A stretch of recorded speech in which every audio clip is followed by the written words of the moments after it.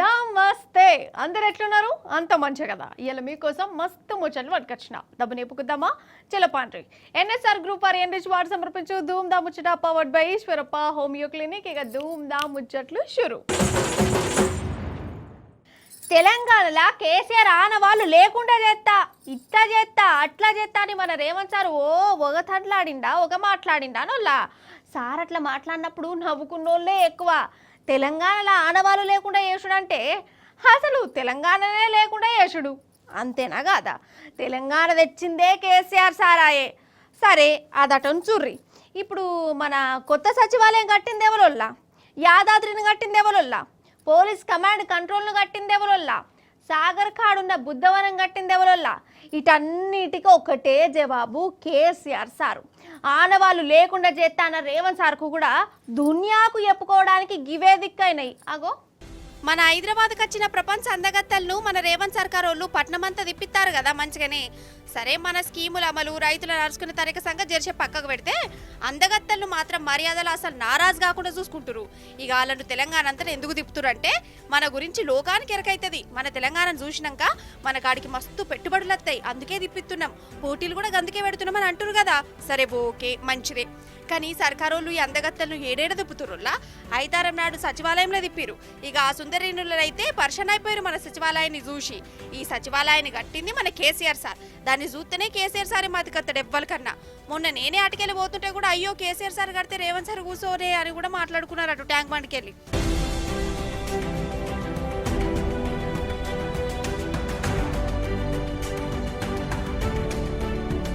ఇక అంతకు ముందేమో యాదాద్రి పుణ్యక్షేత్రంలో తిప్పిరి అందగత్తెలను యాదాద్రి కట్టింది మన కేసీఆర్ సారే కేసీఆర్ సార్ ఆడవాళ్ళే ఉంటాయాడ ఇక బుద్ధవనం ప్రాజెక్ట్ అయితే కేసీఆర్ సార్దే అందగత్తెల నాటికి పట్టుకపోయి దిల్కుష్ చేయించిరు ఫోటోషూట్లు సెల్ఫీ ఫోటోలు అసలు కథనే అలాగుండే కమాండ్ కంట్రోల్ సెంటర్ను కట్టింది కేసీఆర్ సారే ఈడ కేసీఆర్ సార్ ఆనవాళ్ళే కనబడతాయి ఇక అంతకు ముందేమో నక్లెస్ రోడ్లున్న నీరా సెంటర్కు పట్టుకపోయి మన నీరా ఋషి చూయించారు అందగత్తెలకు ఆ నీరా సెంటర్ పెట్టించింది కూడా మన కేసీఆర్ సారే అసలు తెలంగాణ అంటేనే కేసీఆర్ సార్ తెలంగాణలో ఏ మూలకు పోయినా సార్ ఆనవాళ్ళే కనబడతాయి మన రేవంత్ సారు కేసీఆర్ సార్ ఆనవాళ్ళు లేకుండా ఎత్తా అన్నాడు ఇప్పుడు కేసీఆర్ సార్ కట్టించిన వాటిని ప్రపంచమంతా చూసేటట్టు ఇది మా తెలంగాణ గొప్పతనం అని అందరికి ఎరిగేటట్టు రేవంత్ సార్ చూయిస్తుండు కేసీఆర్ సార్ ఆనవాళ్ళంటే గివి లాస్ట్ కత్తే ఆనవాళ్ళని ఈ సర్కార్ లోకం ముంగట గర్వంగా చెప్పుకుంటుంది ఏదో శాస్త్రం ఉన్నదొల్లా మంది పెళ్లికి మంగళారతులు పట్టుడా ఆహా ఇది కాదు మందికి పుట్టిన పిల్లలు నా పిల్లలే అని చెప్పుకునే బాపతి గట్లనే కొడుతుందట మన సర్కార్ తరిక ఇట్లా అనేది నేను కాదుల్లా ఈ అందగత్తలను ఇప్పుడు చూస్తున్న జనాలు అంటున్నావు నిజంగా మన మందు బాబులను ఈ రేవంత్ సర్కారోళ్ళు మొక్కాల్సిందే సన్మానం చెయ్యవలసిందే అందగత్తలను కదా రాష్ట్రమంతా తిప్పినట్టు వాళ్ళను తిప్పుకుంటా డ్రోన్ సీన్లు చూయించుకుంటా దిల్కు చేయవలసిందే ఎందుకంటారా మన ప్రభుత్వం కాడ పైసలు లేనప్పుడు గల్లా పట్టే ఖాళీ అయినప్పుడు అప్పు యాడ ఉట్టనప్పుడు అప్పడుగుతే బెంకోళ్ళు చెప్పులెత్తుక దొంగ లెక్క చూసినప్పుడు అప్పుడు మేమున్నాం రేవంత్ సారు మేము ఆదుకుంటాం సారు అని ముంగట పడేటోళ్ళే మందుబాబులలా గిట్లనే అంటున్నారు మరి ఎందుకంటారా వాళ్ళు ఇప్పుడు మన సర్కారు కోసం మరోసారి త్యాగానికి ముంగట పడ్డారు మందుబాబులు కాదు త్యాగరాజుల లెక్క మారిపోయారు పారి ముచ్చటేం దర్చుకుందాం కానీ నిజంగా మందుబాబులను మందుబాబులు అని విలువద్దల్లా ట్యాక్స్ పేర్లను విలువాలని వాళ్ళు అప్పుడప్పుడు ఎందుకు డిమాండ్ చేస్తారో నాకు ఇప్పుడు అర్థమైంది సరే అసలు ముచ్చట కదా మన రేవంత్ సర్కారు మందు రేట్లు పెంచిందట కదా బీర్ల రేట్లు అయితే మొన్ననే పెంచాయి ఇప్పుడు బ్రాండ్ మీద పడ్డది కోటర్ మీద 10 రూపాయలు అంటే ఇక హాఫ్ బాటిల్ మీద 20 పెంచింది ఫుల్ బాటిల్ మీదనో 40 రూపాయలు ఎక్కువ పెట్టాలనా సోమవారం సందే ఈ రేట్లు అమలుకి వచ్చినాయి ఇక పెరిగిన రేట్లతోని మన సర్కార్ ఖజానాకు ఏందాగో 160 కోట్ల రూపాయల ఆమ్దాని వల్ల 160 కోట్ల రూపాయలతోని ఉద్యోగులకు ఇవ్వాల్సిన బకాయిలో లేకుంటే ఇంకేదైనా స్కీమ్కో ఇస్తారా అయి ఉండాలి లేకుంటే ఢిల్లీకి పోతాయో ఏమో నాకు తెలియదు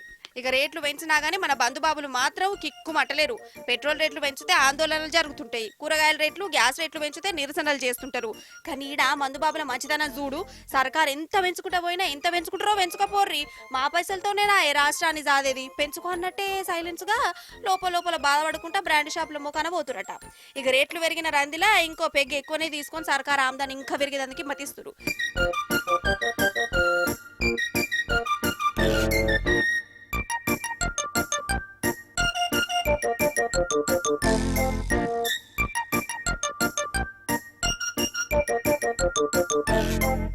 కానీ చూసిరానుల్లా ఏ దిక్కు లేనప్పుడు దేవుడే దిక్కు అని ఎట్లా అంటారో మన గల్లాపెట్ట కాలైపోయి పైసలు లేక అప్పేడ ఉట్టక రాష్ట్రం దివాలా తీసిన కాడకొస్తుంటే అప్పుడు మన రేవంత్ సర్కార్కి మందు బాపులే ఆసరైతురు, దేవుళ్ళు లెక్క కనబడుతురు కావచ్చు. వాళ్ళు ఏబట్టి నెలకు 160 కోట్ల రూపాయలు ఎగస్ట్రా వస్తున్నాయి అంటే ఉత్తముచ్చట్నా మరి. అందుకే ఈ మందు బాబులను ప్రభుత్వం తరపున ఉత్తమ మందు బాబుల అవార్డులు ఇచ్చుకుంటా వాళ్ళకు దినాం సన్మానాలు చేసుకుంటా అవసరమైతే ఈ ప్రపంచ అందగత్తలు ఏంబడి తిప్పించుకుంటా ఆ పోటీలకు ప్రీ ఎంట్రీ కూడా ఇచ్చి అవసరమైతే అందగత కిరీటాలు కూడా ఉత్తమ మందుబాబు చేతి నుంచి వాళ్ళ నెత్తి మీద తొడిగియాలని ఆల్ ఇండియా మందుబాబుల సంఘం మాసప్ ట్యాక్ షాకోలు బ్రాండ్ షాపుల ముందు ఆలకాలు డిమాండ్ చేసుకుంటున్నట. అదన్నట్టు ముచ్చట.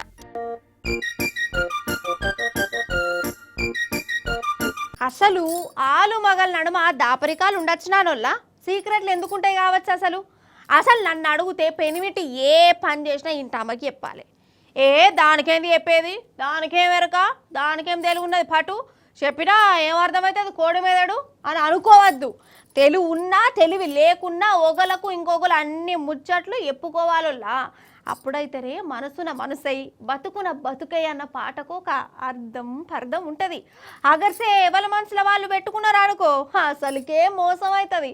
పారి అట్లట్లా భూపాలపల్లి జిల్లా దిక్కు మీకే అర్థమవుతుంది ఎందుకు పోతామో ముచ్చటంతా చూసినాక చూడుర్రి. అయితే పెద్దన్న పేరు పోతురాజు మన గణపురం మండలం గాంధీనగర్లు ఉంటాడు. మొన్న ఈయనకున్న ఎడ్ల నమ్మిండు, లచ్చన్నరనో ఏమో వచ్చినాయి. మరి గట్ల వచ్చిన పైసలను ఇంటామికి ఇచ్చి దాచిపెట్టమని చెప్పాలనా? ఊహో, మరి ఈయన ఏమని అనుకున్నాడో ఏందో వడ్ల బత్తల దాచిపెట్టినట్ట. ఇంట ఆమెకు కమస్కని చెప్పలే. ఆమెకేంది చెప్పేది అనుకున్నాడో లేకుంటే మర్చిపోయిండో మనకు తెలియదు. ఇక కర్రె వడ్లు అంటే ఖరాబైన వడ్లు ఇక వడ్ల పైసలు దాచిపెట్టి పోతురాజన్న బాయికి అడిగిపోయిండు. అంతల్నే ఈ చింతగింజలు కొనేటైనా వచ్చిండట గిట్ల ట్రాలీ వేసుకొని. ఇక ఇంటామనేమో ఈ ఖరాబైన వడ్లను ఈయనకు అమ్ముదామని బత్తకు బత్త అమ్మేసింది. ఈ ముచ్చట పెనిమిటికి కూడా చెప్పలే. ఇక చూడు కథ, వడ్లల్లో పైసలు పెట్టిన ముచ్చట పెనిమిటి ఇంటామకి చెప్పలే, వడ్ల అమ్ముతున్న ముచ్చట ఈమె పెనిమిటికి చెప్పలే. ఎవరి మనసులో వాళ్ళు ఉంచుకున్నారు. ఏమైందిగా ఆ లచ్చన్నర ట్రాలీలో పోయినాయి. ఇంటికి వచ్చినాక వడ్ల బత్త చూసేవరకల్లా అది లేదు. ఈయనకు సినిమా అర్థమైంది. అటెనక గుండెలు బాదుకుంటా పోలీస్ స్టేషన్లో ఫిర్యాదు ఇచ్చిండు. సీసీటీవీలో వ్యాన్ అయితే కనబడ్డాం కానీ ఇప్పటిదాకానైతే దొరకలేదట.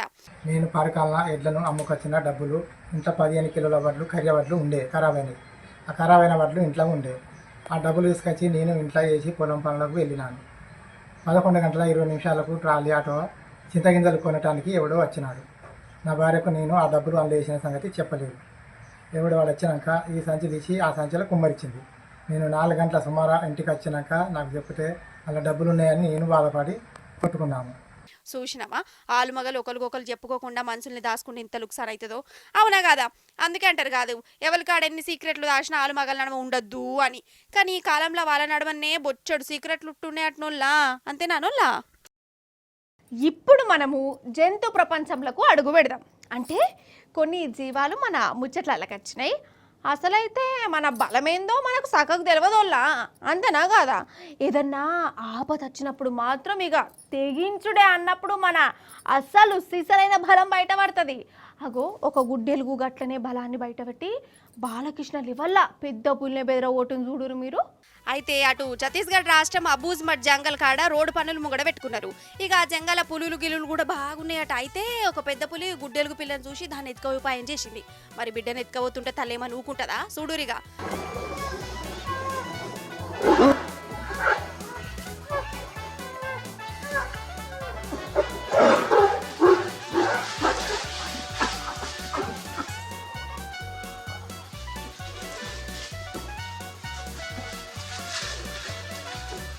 అబ్బర్ బిడ్డ చూసిరా, బిడ్డ తెరువుకు వచ్చినందుకు ఆ పెద్ద పులికే సుక్కలు చూపించింది గుడ్డేలుగు. ఆగో బిడ్డ కూడా తల్లి వెనుకనే ఉండి అమ్మ అమ్మ గీ పెద్ద పులి నన్ను సతాయించింది తన్ను దాన్ని తన్ను అన్నట్టు చేస్తుంది కదా.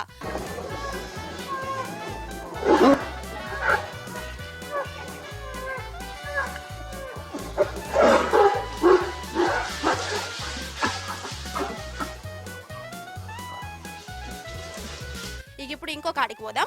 ఇది కూడా సేమ్ ఇసొంటిదే. రోడ్డు మీద ఒక కుక్క నిద్ర పోతుందల్లా. దాన్ని చిరుత పులి చూసింది. ఇక ఇవాళ రాత్రికి డిన్నర్ దొరికిందిరా అనుకున్నది కావచ్చు. మెల్లగా దాని దగ్గరికి పోయింది. లటుక్కున పట్టుకున్నది. కానీ అంతనే తోటి కుక్కలు చూసినాయి.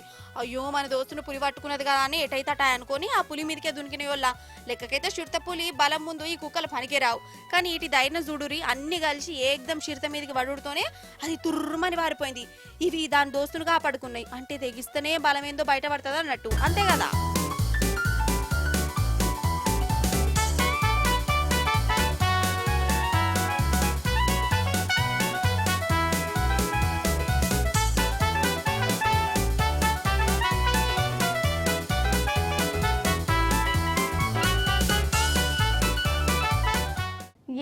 మాటకా మాటేనోళ్ళ. అయితే మా అన్న తాపుకోసారి ఏటీఎంకి పోయి ఎత్తాండు. నేను అన్న కదా, అరే అన్న నీకు కారటే లేదు మరి ఎందుకు పోతున్నావురా నాయన అంటే, అందులో ఏసీ వస్తుంది, ఏసీ గాలి వీల్చుకొని వస్తా అసలే ఎండాకాలం అని పోతుండు. అంటే ఏటీఎంలు ఇప్పుడు గట్లక్కరికత్తానే అన్నట్టు కదా. అవు కానీ మీకు కరెంటు దినా ఉంటుందా చెప్పురులా మీరే. కరెంటు లేనప్పుడు ఏం చేస్తారు, పాపం కరెంట్ అయినా తిట్టుకుంటా బయటకు వచ్చి కూర్చుంటారు కదా. కానీ ఊరోళ్ళు ఏం చేసిరో ఎరికేనా, చూడరు మీరే, అర్థమవుతుంది పురాగా. ఇగో గీ పని చేసిరు, కుటుంబమే ఏటీఎం సంటలకు పోయింది. అండ్లనే తినుడు, అండ్లనే వండుకునుడు, మంచిగా ఫ్రీగా ఏసీ, ఫ్రీ కరెంటు, ఇంకేం కావాలి. ఇదేదో మంచిగానే ఉన్నట్టు కొడుతుంది కదా. ఎందుకు ఇట్లా అంటే చెప్తా. అయితే ఉత్తరప్రదేశ్ రాష్ట్రంలో యోగి సార్ వారి పాలన ఆడ తాపుకోసారి కరెంటు పోడట. ఒకసారి కరెంటు పోయిందంటే మళ్ళీ నడుతుందో ఆ భగవంతునికి కూడా తెలియదట. పాపం ఊర్ల జనాలు బాగా అవస్థ పడుతురు. అండుకునుడు లేదాయే, అసలే ఎండాకాలం, ఎంత అవస్థ అయితే చిన్నపిల్లలు నీళ్ళల్లా. సర్కారు వాళ్ళకి ఎంత చెప్పినా అయినూ లేదు. అందుకే సప్పు చేయక ఇట్లా పిల్ల జల్లాలతోని ఏటీఎం సెంటర్లకు వచ్చి ఈయనే వండుకున్నారు మంచిగా ఏసీ గాలికి. అంతే కదా మరి. ఓ దిక్కు కరెంటు కోసం ఆడ జనం ధర్నాలు చేస్తాండ్లు. కమస్కం ఫోన్ ఛార్జింగ్ పెట్టుకునే అంతసేపు కూడా కరెంట్ ఇస్తలేరట. అంత కటకట ఉన్నదట అక్కడ ఊర్లల్లా. మరి యోగి సార్కి ఇదంతా తెలియదా? తెలిసి ఏం చేయలేకపోతాండా? చూస్తుంటే ఇక జనాలందరూ ఒక పొయ్యి బకెట్ తెచ్చుకొని ఏటీఎం సెంటర్లోనే ఇండ్ల లెక్క మార్చుకుంటారేమో, అట్లనే కొడుతుంది.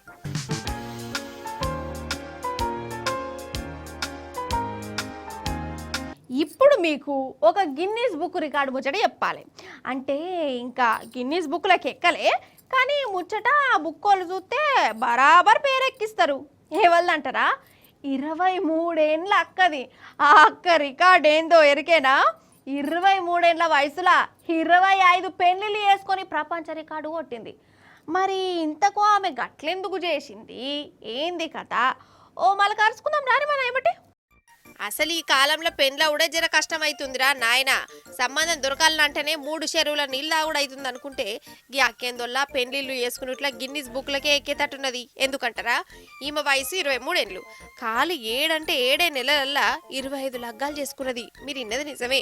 ఈ మేడం గారికి ఇప్పుడు 25 పెళ్లిళ్ళు అయినాయి. ఒకళ్ళకు తెలియకుండా ఇంకొకళ్ళని రికార్డు లెవెల్లో స్పీడ్గా లగ్గం చేసుకున్నది. ఎందుకో చెప్తా. ఈమె పేరు అనురాధ, రాజస్థాన్లో ఉంటుంది. పెండ్లైంది, పెనుడితోని గీసులాటలే అవతల పడ్డది. ఇక అప్పుడే ఈ మేడం గారికి పెళ్లిళ్ళ పేరైలు ములాఖతయ్యారు. వీళ్ళు ఒక బ్యాచ్గా తయారయ్యారు. మ్యారేజ్ బ్యూరోల ఫోటోలు పెట్టేది. రెండో పెండ్లోళ్ళు లేకుంటే పెళ్లి కాని ప్రసాదులు బాగా పైసలు గల్లోళ్ళు కనబడితే వాళ్ళని కలిసేది. గిట్ల సంగతి నాకు అమ్మ నాయన లేరు కానీ నిన్ను మెచ్చిన అనుకుంటే మత్పరిచ్చేదంట. ఇక నిజమని నమ్మినోళ్ళు మన లగ్గం చేసుకున్నారు. పెండ్లైన వారం రోజులలోనే అత్తగారింటిని లూటీ చేసి పారిపోతుందట. ఇట్లా ఇప్పటికీ 25 మందిని పెళ్లి చేసుకొని వాళ్ళను నిలువు దోపిడీ చేసింది. పైసలు నగలు ఎత్తుకపోవుడు, వేరే ఊర్లో మళ్ళా మకామేషుడు, గిదే కథనట. ఇక ఆఖరికి పోలీసు వాళ్ళకి ఏమో పర్ఫార్మెన్స్ ఎరకైంది. ముళ్ళును ముళ్ళుతోనే తీయాలి అన్నట్టు ఈ దొంగ పెళ్లి పిల్లను దొంగ పెళ్లి పిల్లగానే వేషం కట్టి దొరకబట్టాలని అనుకున్నారు. ఈ పోలీసు సారు పెళ్లి కొడుకు వేషం కట్టి ఆమెను మాటలలో పెట్టి దొరకబట్టిండు. అదన్నట్టు సంగతి. కానీ ఈ మాట కామాటినోళ్ళ ఈమె వయసే 23. ఈ వయసులోనే ఇంత హుషారుతనం చూపించి 7 నెలలలోనే 25 మందిని పెళ్లి చేసుకొని మరి మోసం చేసిందంటే ఈమె ఉత్త కిలాడి కాదు, జగత్ కిలాడి, గిన్నీస్ బుక్లకు ఎక్కవలసిన కిలాడి కదా.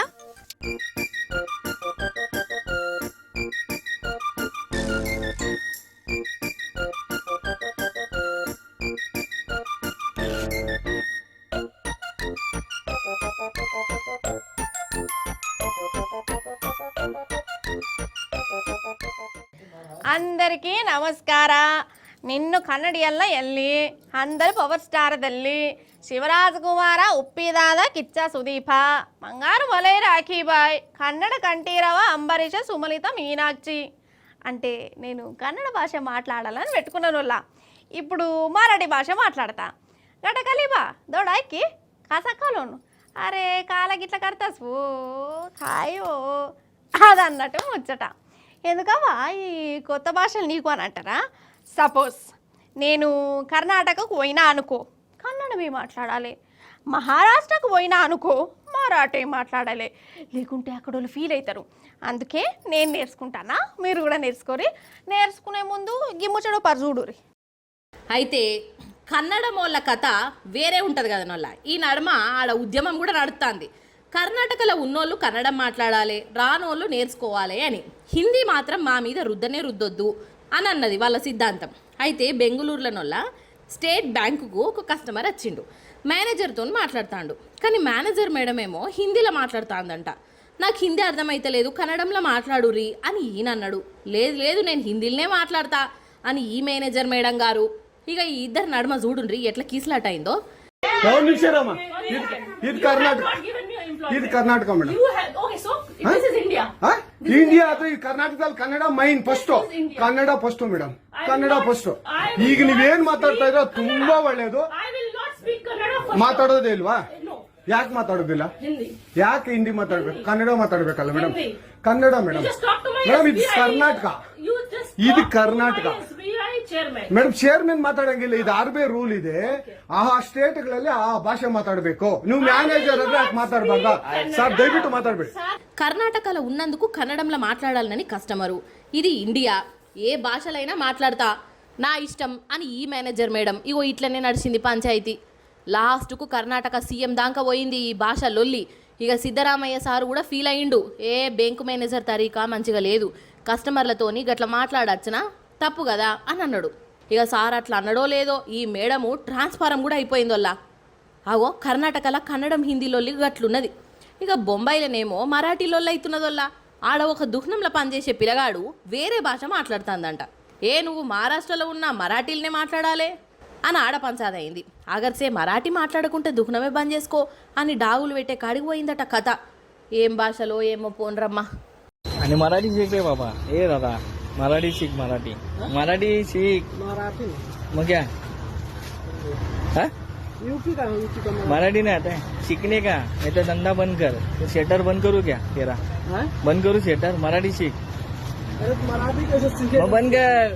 क्या बोला? आज बोल रहा हूँ, कल से मेरे को मराठी आना चाहिए, नहीं तो तेरा शेटर बंद. 2 दिन मराठी थोड़ी आदमी सीख जाता है. अरे इतना मारेगा ना अभी. मराठी सीखना, मराठी. बात सही है, लेकिन 1-2 दिन में आदमी नहीं सीख पाएगा ना. टाइम लगा सीखने का. ट्राई करो, ट्राई. वही बात है ना. नहीं तो मार खाएगा इधर. నిజంగా మన తెలంగాణ రైతుల పరిస్థితి ఘోరం అంటే ఘోరమైందిలా. నా తోడు చెప్తున్నా, వాళ్ళ తనలాట చూస్తుంటే నాకు కండ్ల పొంట నీళ్ళు వస్తున్నాయి. గిదే ముచ్చట పగటిలి మా దోస్తు కూడా చెప్పిన, వాళ్ళది కూడా గదే అవస్థనట. ఎవ్వరిని మెసలిచ్చినా మోసం అంటే మోసమైందని అంటారు. నిజం చెప్తున్నా, నాకు రేవంత్ సార్ మీద కోపం లేదు, షేప్ పార్టీ మీద పగలేదు. కానీ మన తెలంగాణ రైతులు ఓదికు గిట్లా ఆగమవుతుంటే ఈ ప్రభుత్వం వాళ్ళని దేకకుండా రేవంత్ సార్ అయితే అసలు వాళ్ళ ముఖాన కూడా చూడకుండా ఉంటుంటే మాత్రం మస్తు కోపం వస్తుంది. పానం గిట్లా కలుక్కుమంటుంది. అసలు ఈ షెయ్యి పార్టీని ఎందుకు గెలిపించిర్రు? అసలు వీళ్ళు అధికారంలో ఎందుకున్నారు? రైతు మీద సోయి లేకుంటే ఎట్లా? నమ్మినందుకు ఇట్లా నట్లెట్లా ముచ్చునైంది? గిట్లనే అనిపిస్తుంది దిన. మీకు కూడా గట్లనే అనిపిస్తుందా లేదా? నిజం చెప్పురి, మీకేంది? ఆఖరికి షెయ్యి పార్టీ కార్యకర్తలకు కూడా అనిపిస్తుందట. పారి ఈ రైతుల తండ్లాట ఎట్లున్నదో రేవంత్ సార్కి ఇక నన్న చూయిద్దాము. రేవంత్ సారు జర ఇటు ముఖాన చూడు సారు.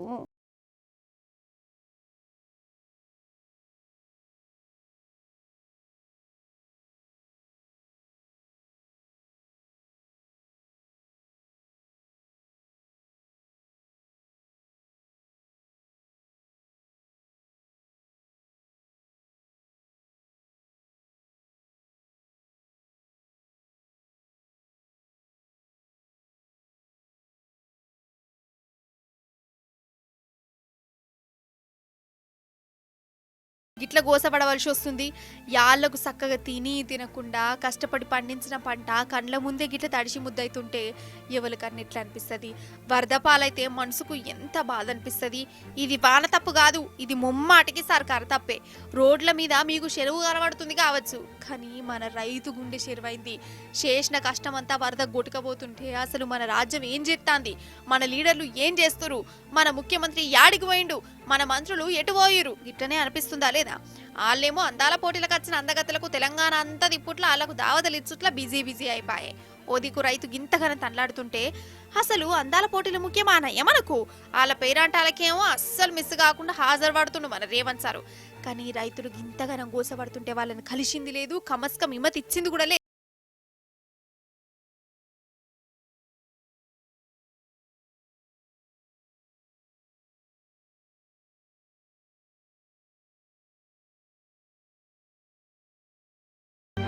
బాధలు ఉన్నావు సారు, అంతా ఘోరంగా ఉన్నావు సారు. మా పరిస్థితి మంచిగా లేదు సారు.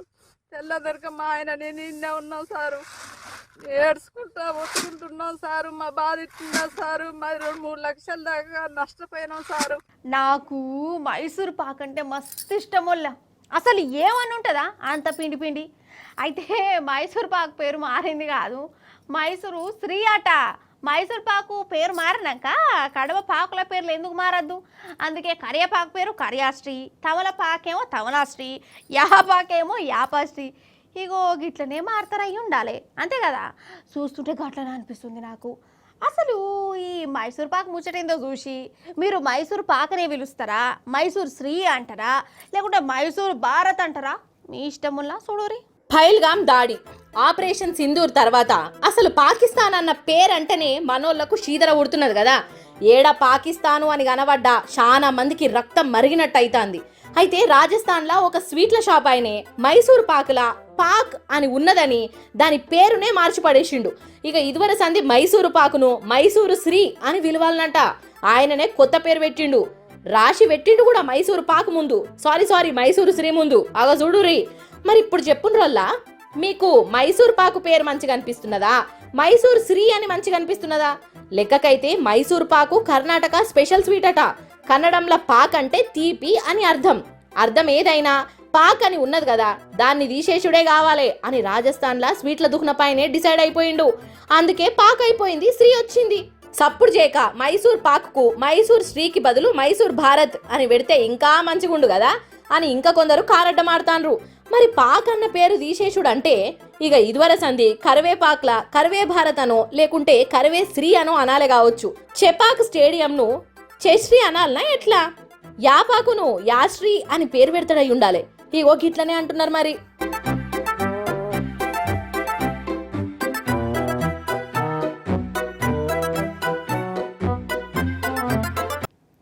సీత కష్టాలు సీతయి, పీత కష్టాలు పీతయి, తాగుబోతుల కష్టాలు తాగుబోతులయోళ్ళ, అంతేనా కాదా? అసలు మనసంటోళ్ళకు కష్టం వస్తే చెప్పుకుంటాం, మరి తాగుబోతులకు కష్టం వస్తే ఏం చేస్తారోళ్ళ? అసలే వాళ్ళు ట్యాక్స్ పేర్లు అయిపోయారు, ప్రభుత్వాన్ని నడిపే మహానుభావులక మారిపోతురు. మన సర్కారు గల్లా పెట్ట గల్గల్ అనాలంటే మందుబాబులే సాయంగా ఉంటున్నారంట, 1-2 సీసాలు ఎక్కువ దాకుంటా. మరి అసంటి మహానుభావులకు కనీస సౌకర్యాలు లేవని ఒక మందుబాబు ఉద్యమం పట్టుకొచ్చిండోళ్ళ నాడి రోడ్డు మీద నిరసన కార్యం ముగటేసుకున్నాడు. ఇంతకా కార్యం ఏంది, ఆ కథ ఏంది, మనం అందరం ఒక మలకార్చుకొని వద్దాం పాండ్రి. ఇతగాడే ఆ ఉద్యమ నాయకుడు, పోరాట యోధుడు, మందుబాబుల పాలిట ఆపద్బాంధవుడు. తాను ఓంబత్తిల గరిగిపోయి కడమ మందుబాబుల కడుపు నింపే పని పెట్టుకున్న మందుబావుడు. అయితే ఈయన మన తెలంగాణ మందుబాబు కాదు, ఆంధ్ర మందుబాబు. అయితే బ్రాండీ షాపుల కాడనంట సిట్టింగ్ రూములు లేవట, పురుసతగా తాగుడు ఉండలేదట, ఏదో ఆగమాగంలా తాగుతుంటే మత్తెక్కుతలేదట. బ్రాండీ షాప్ వాళ్ళను ఎంత అడిగినా వాళ్ళు మాత్రం సిట్టింగ్ రూములు పెడతలేరట. అందుకే ఇగో ఇట్లా నడి రోడ్డు మీద నిరసన కార్యం ముంగటేసుకున్నాడోళ్ళ. నడి రోడ్డు మీద మందు తాక్కుంటా ఇగో ఇట్లా ఆందోళన బాట పట్టిర్రు. నాకు మందు తాగేందుకు జాగలేదు కాబట్టి రోడ్డు మీదనే రామాయణం పెట్టిన, సిట్టింగ్ రూములు పెట్టేదాకా ఈయన్నే సిట్టింగ్ పెడతా అని అంటాండు. ఇక కోటర్ కొట్టినట్టున్నది, ఇక ఫుల్ బాటలు తెచ్చుకుంటా ఆగు అని పోయిండు.